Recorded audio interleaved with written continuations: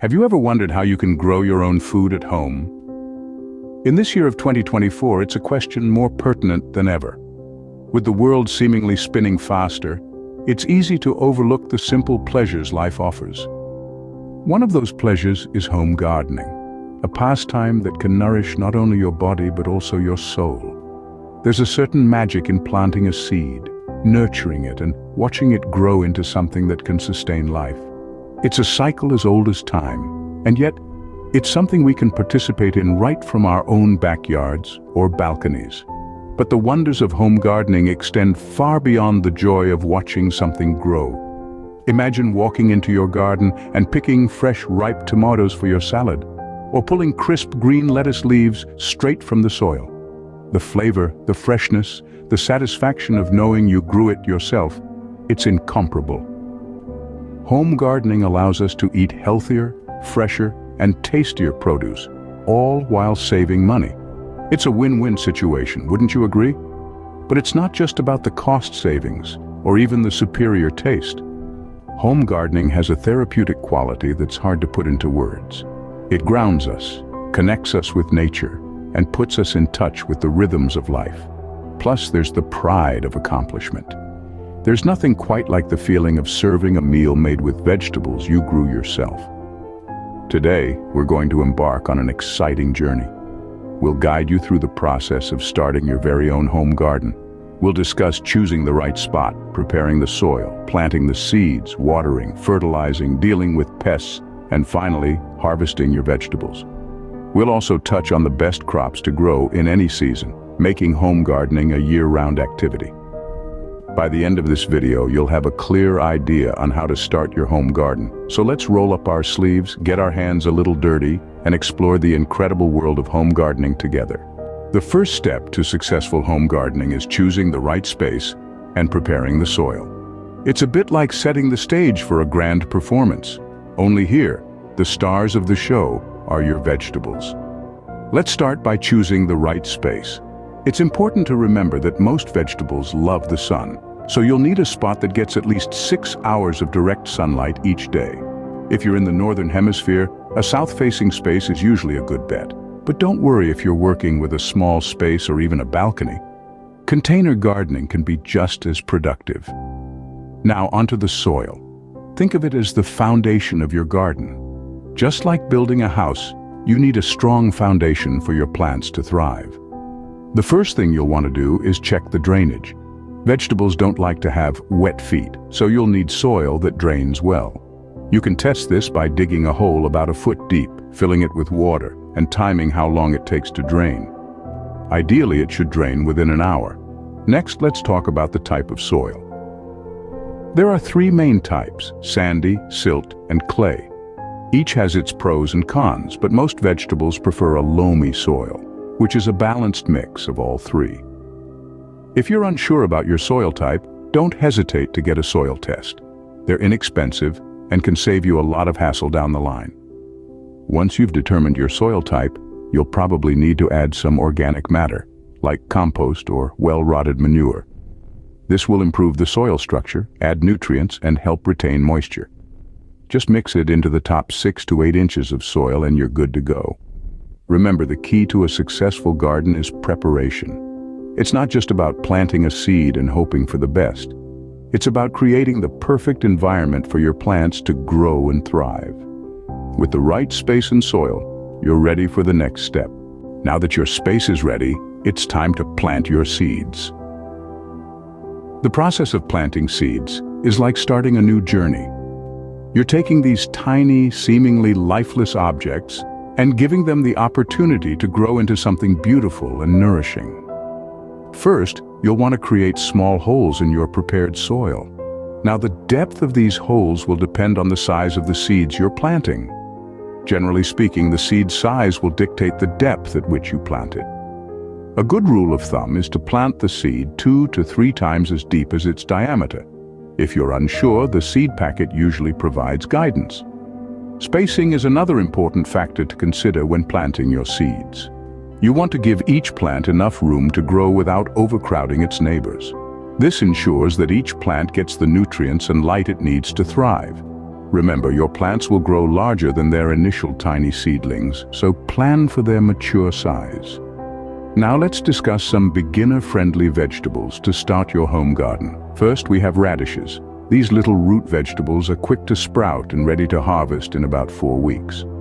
Then there are lettuce and spinach, both of which are relatively easy to grow and can be harvested multiple times throughout their life cycle.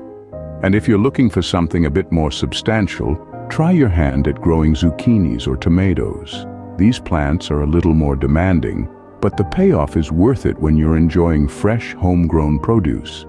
When you've got your seeds in their holes, gently cover them with soil and give them a good drink of water. This initial watering is crucial as it helps to settle the soil around the seeds and kickstarts the germination process. And there you have it. Your garden is now officially in progress. Remember, patience is key. It might take a few days or even a couple of weeks before you start to see sprouts breaking through the soil. Once your seeds are planted, it's time to take care of them and watch them grow. Your journey into home gardening has truly begun. Watering and fertilizing are crucial steps in the growth of your plants. Let's dive right into it. First, let's talk about watering. The frequency and amount of water each plant needs can vary, but a general rule for most vegetables is to keep the soil consistently moist. That doesn't mean waterlogged, but just damp to the touch.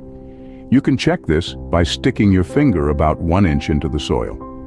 If it's dry, it's time to water. Water deeply and less often rather than shallowly and frequently. This encourages the roots to grow deeper into the soil, making your plants more resilient. Early morning is the best time to water your plants as it reduces evaporation and helps prevent the spread of disease. Now, onto fertilizing. This is like giving your plants a balanced diet. It provides them with the nutrients they need to grow healthy and strong. There are many types of fertilizer available, but let's focus on 2 main categories: organic and synthetic. Organic fertilizers like compost or manure are slow-releasing and provide a steady supply of nutrients over time. They also improve the soil structure and its ability to hold water and nutrients. On the other hand, synthetic fertilizers are fast-acting and give a quick nutrient boost, but they don't improve the soil in the long term. The key to fertilizing is balance. Too much fertilizer can be as harmful as too little. It's a good idea to start with a soil test, which will tell you what nutrients your soil is lacking. From there, you can choose a fertilizer to supplement those nutrients. Remember, the goal is not just to grow plants, but to grow healthy, productive plants. And that requires the right balance of water and nutrients. So, keep the soil moist, not drenched, and feed your plants a balanced diet. With these steps, you're on your way to a bountiful harvest. Proper watering and fertilizing will ensure your plants grow healthy and strong. Pests and diseases can be a challenge in home gardening, but don't worry, there are ways to deal with them. Home gardening can sometimes feel like a constant battle against pests and diseases, but fear not. With the right knowledge and tools, you can prevent and treat these problems, keeping your garden thriving. Let's start with pests. Common culprits include aphids, slugs, and caterpillars. These little critters love to munch on your precious plants, but there are natural ways to deter them. Companion planting, for instance, is a great strategy. This involves growing certain plants together that help deter pests. Garlic and onions, for example, can deter aphids, while marigolds can keep nematodes at bay. Another method is to encourage beneficial insects like ladybugs and lacewings into your garden. These insects feast on pests, helping to keep their populations under control. Now, let's talk about diseases. Fungal diseases like powdery mildew and blight are common in home vegetable gardens. To prevent these, make sure your plants have plenty of space for air circulation and avoid watering from overhead, as this can spread spores.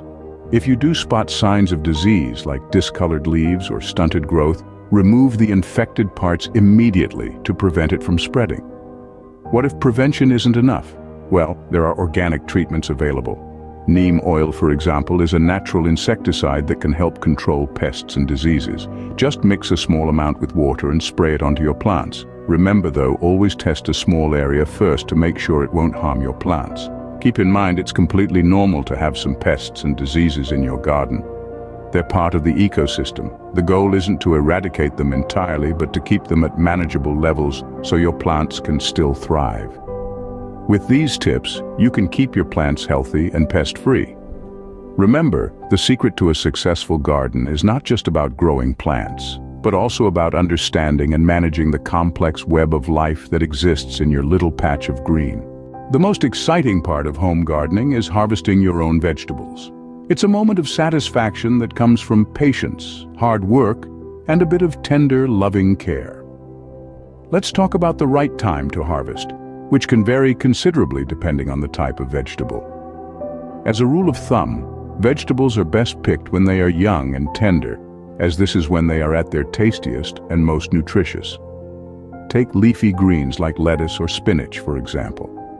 You can start harvesting as soon as leaves are big enough to eat, usually around 4 to 6 weeks after planting. Pluck leaves from the outside, allowing the inner ones to continue growing.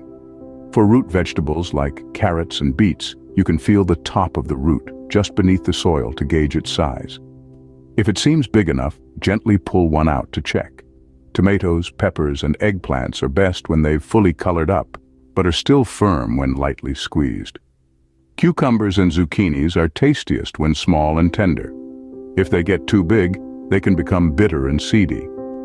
Now, how about storing your fresh harvest? Proper storage is important to maintain the freshness and flavor of your veggies. Leafy greens should be rinsed, dried thoroughly, and stored in a plastic bag in the crisper drawer of your fridge. Root vegetables can be kept in a cool, dark place. Just make sure to remove the green tops first, as they can draw moisture from the roots, making them soft. Tomatoes, peppers, and eggplants should be kept at room temperature, as refrigeration can make them lose their flavor. Cucumbers and zucchinis can be refrigerated, but they are best used within a couple of days. Remember, the fresher the vegetables, the better they taste. So try to use them up as soon as possible. Enjoy the fruits of your labor and start planning for your next crop. With each harvest, you'll gain more experience and understanding of your garden, making each season more fruitful than the last.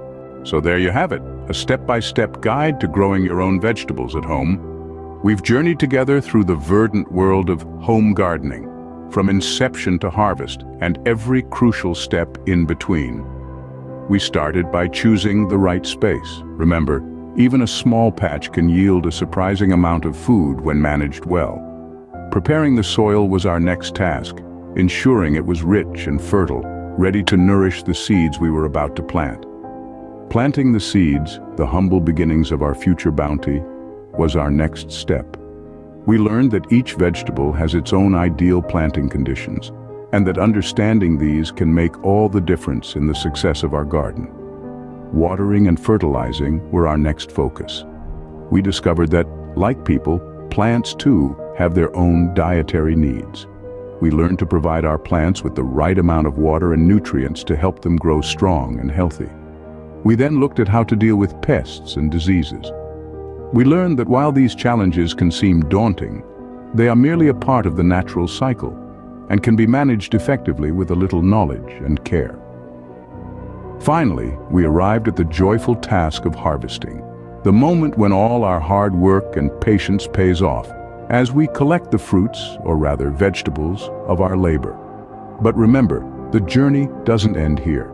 With every cycle, you'll learn more about your plants and yourself as a gardener.